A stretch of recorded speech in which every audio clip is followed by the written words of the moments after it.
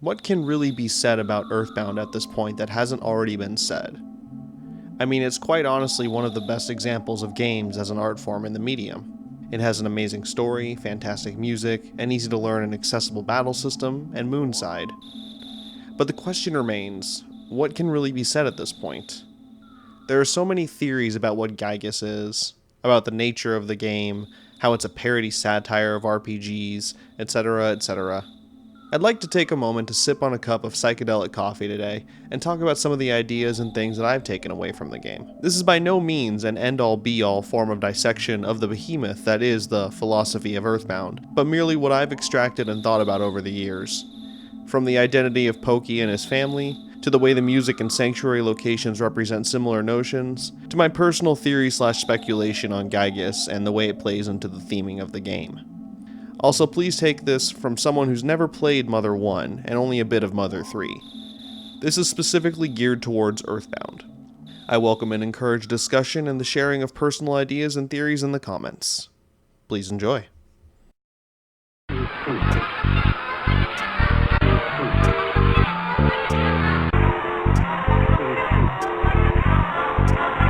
Earthbound starts off very much like that of a cartoon or a 1960s sci-fi film.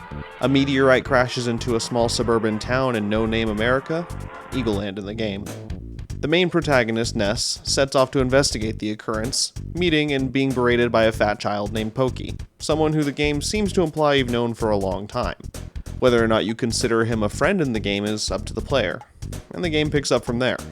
You eventually search the meteorite, a small flying insect tells you it's your destiny that you defeat this unknown entity named Gygus and save the world. From now on, you'll be fighting enemies sent by Gygus, as well as humans who have evil thoughts. They'll definitely make trouble during your adventure. Animals are also becoming violent due to Gygus' influence over the evil in their minds. It is the truth, so listen. Translate that to a hero is destined to defeat a great evil, and you have the makings of a typical JRPG. But what Earthbound does is turn that trope on its head. Instead of being a brave warrior, or someone who's been training for years to fight against evil, you're just a little boy who lives in the suburbs. Seemingly nothing special about you, save for your natural curiosity. After sleeping and heading out the next day, just as BuzzBuzz says, animals begin to attack you, local punks gang up on you, and eventually regular adults seem to think hitting you is a good idea.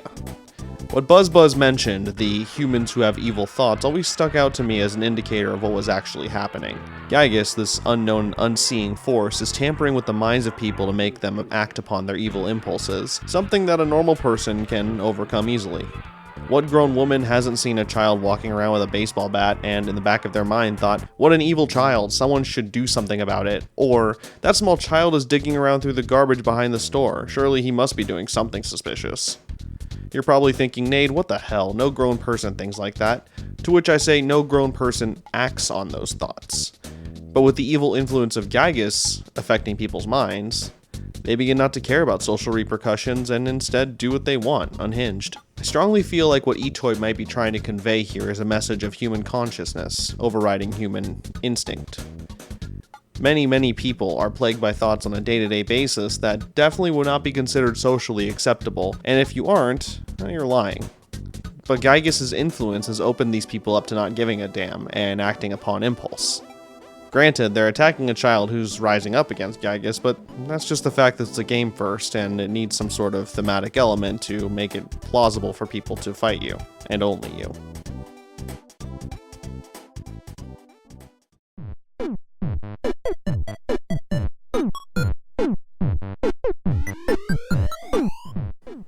Growing up, what did you think about the world outside your neighborhood? For me, it always seemed like this grand, vast, unexplored area that I would take trips to and from with my parents, but never really got to explore. I would always yearn to go out and find out what the world was really like, but I was just a kid. I could never go. But what would have happened if I had the ability to do so, and, say, 3 friends to come with me with psychic powers and bottle rockets to fight off stray wolves and traffic signs? Earthbound likes to take this idea and play with it on a lot of different fronts. The 2 most notable examples in my book are the sanctuary locations from the game and the music of the game. Who made Giant Step? What the hell is with Rainy Circle?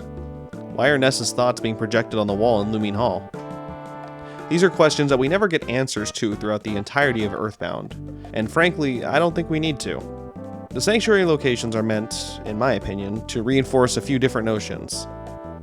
Sometimes in life, things will happen that you can't explain, but you'll grow from them. To take in the scenery on your journey through life. Enjoy it. Don't always try to expound on it. As a game, there are plenty of moments that make no goddamn sense in Earthbound, but trying to rationalize them and make them make sense in your head is only taking away from the overall experience. They're there to symbolize growth. I'll never understand why there was a random river flowing through that park I went through.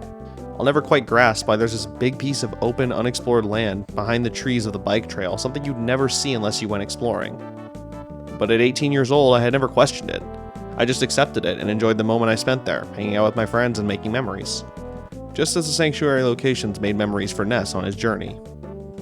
Before moving on, I'd like to touch on the music of Earthbound a little bit in this section, as it does a great job of creating this sense of uncertainty in certain spots of the game. Listen to the music of the standard hotel.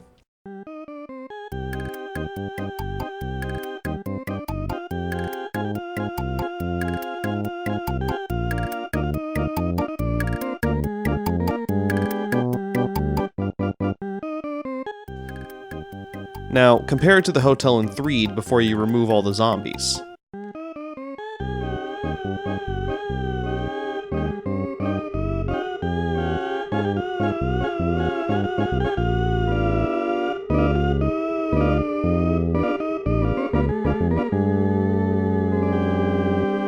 This is very overt, but you can tell right away that something is amiss in this town from the moment that you step in, and the only place that you would normally consider safe, the hotel, isn't safe. A more subtle example is that of the standard music that plays in various locales in the game. Listen to the battle track called Battle Against a Weak Opponent.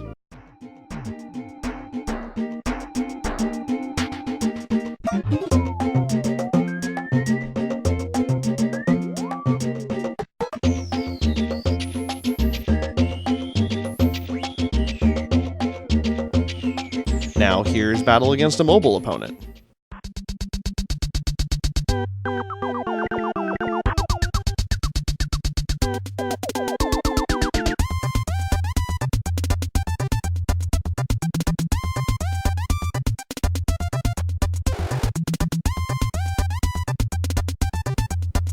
Both of these songs sound like some sort of theme that someone might hum while doing daily tasks, relatively normal songs. But when Battle Against an Unsettling Opponent plays,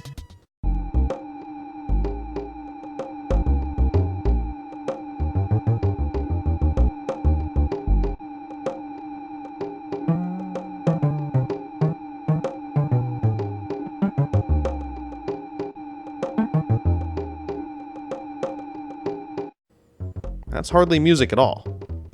It's my belief that this is to reinforce the feeling of, what the hell is this thing?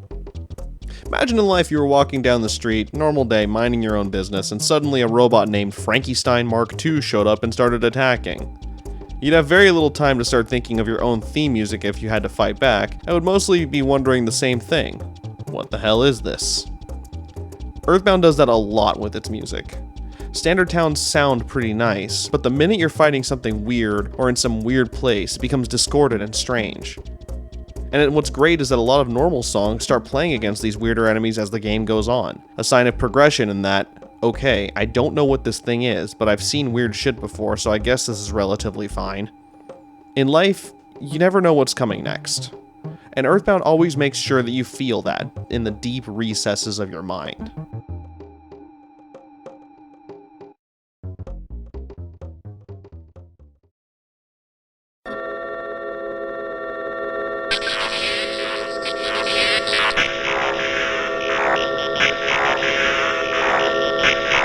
So that in the nature of man, we find three principal causes of quarrel.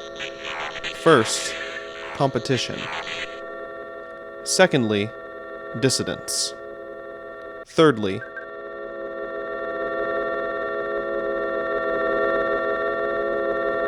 glory. Pokey is a damn interesting character. He's a kid, around the same age as you, who is just an all-around brat. I'm sure many of you knew someone like him as a child, probably detested them, and maybe even felt bad for them. I mean, how could you blame him for acting the way he does? He seemingly has no friends, his brother doesn't seem to like him very much, and his home life, very much sucks. In everything, he is yours, that is, Ness's opposite. Everything that you would never want to be. But that's what helps make him such an interesting character. He's so goddamn evil, but for reasons that seem so normal. Comparatively to most RPG bosses of modern times, people who are these grand wizards, capital businessmen, or an ancient evil that's just been awoken, Pokey's just a kid. A kid who was in the right place at the right time. Pokey is given these powers and statuses by Gygus, and does what, at least what I feel, any kids of his caliber would do. Fuck over people to make himself more and more powerful. The kid's a bastard. Now I'm going to go out on a limb here and do a bit of theorizing. Some form of theorizing based on gaming. Let's, for the sake of argument, call it a theorized game scenario. Please understand that what I'm about to present I'm no way in saying is fact, a confirmed theory, or something directly out of Itoi's mouth, but more so a device that we can use to examine Earthbound on a different wavelength in discussion. I believe that the Gygus we face at the end of the game was not inherently evil. And I don't mean that he's the Gygus from Mother 1, again, this is only a reference to Earthbound. I truly believe that the being we face is not evil. Let me explain. The timeline of Earthbound is like a circle. The starting point is here, in the modern times, with Pokey becoming affected by Gygus. We move down the circle to here, where the latter events of the game occurs, and Pokey comes into the past before Ness and the gang arrive. That Gygus exists for centuries, and over time becomes less of a thing and more of an entity. We can see this in the fight due to the fact that Gygus isn't really represented by a monster sprite on the screen, but the screen itself. Gygus isn't a creature, Gygus is something more than that. Over the eons, Gygus spreads over the planet, until the point in the game when he comes into contact with Pokey and gives Pokey power. Pokey then goes back in time to meet Gygus, turning him evil, and the cycle continues. It's worth noting that in the Japanese version during the final fight, Pokey drops the honorable suffix when addressing Gygus, thus belittling him to no more of an object. Shout out to the article on socksmakepeoplesexy.net, links in the description. It's a fantastic read, I definitely recommend it. I believe this, in the connotation I presented, summarizes that Pokey understands that the thing he's meeting is not the same thing that initially contacts him. It's an earlier form of the same creature that's mindless and formless. We're still on the same page? I know I've gone very Matt Patty-ian on this one, and basically my claims don't have a lot of credibility to back them up, but that's not what this is. This is the philosophy, not game theory, and to fully grasp the nature of my point, I feel this backdrop needs to be painted. The creature known as Gygus began as a pure being. It was corrupted by a being known as Pokey from the future. When that time came in the present, the now corrupted Gygus reaches out to Pokey to begin the self-fulfilling prophecy that created him. Pokey eventually travels into the past. The cycle repeats. Ness and his friends interjecting ends the cycle. Okay, cool. So Gygus isn't evil. But what of Pokey? Out of everyone in the game, every character under Gygus' influence you fight and beat, you never beat Pokey. You never defeat him in combat. He always gets away. I feel this was done on purpose, other than because he's the real main villain of the game, to drive home the fact that he's not truly under Gygus' influence. In fact, it's more so that Gygus has explained to him what's going to happen, giving him power and technology and saying, do what I say and you'll become great, essentially. Pokey, being the bratty child we know, wouldn't need to be brainwashed. He would take this opportunity to show up Ness in a heartbeat, because of course he would. But why? Why is Pokey like this? Is it because he's mad at himself for being unlikable? Is he unlikable because he doesn't know how to make friends? Does he not know how to make friends because of his parents? From an interview with Shigesato Itoi. Pokey turned extremely evil, though. You could even go so far as to call him a demon. People aren't inherently evil at heart. So he did it all for play. Yeah. For example, in the very middle of the spectrum, you have fun and games. Beyond that, you've got mean pranks and crimes. And beyond those crimes, you have evil. And on the opposite side, you've got the very embodiment of justice. But to me, evil and the embodiment of justice are both unpleasant. The space between those extremes is something which fluctuates between mean pranks and crimes. When I was young, there were a lot of times when I would be scolded for doing things that I'd done just for fun. I would think, I wonder if everyone's going to get mad if I do this. Itoy seems to believe that people aren't necessarily born evil, and maybe he's right. But in the case of Pokey Minch, at the very least, he's definitely lacking some sort of conscience. Or maybe he wasn't. Maybe it does exist in his head. But he doesn't care. He certainly doesn't seem to give a damn once he's got the power to crush his opposition. Perhaps, in Pokey's aspect, he was never evil either. Maybe he was just a kid who never got the chance to feel valued. Maybe he's a kid who never got the chance to be understood. I think that one of the best core aspects of Earthbound, and maybe even the Mother franchise as a whole, is that you can take the game's storylines and break them apart to examine in thought experiments and different aspects of the psyche or the human condition. No one's right, no one's wrong. But discussion is created, and from that discussion, knowledge and understanding is gained. And maybe that's what the franchise is about, understanding. I could be in the wrong, but that's what I take away from Earthbound. What do you all think? Let me know in the comments below.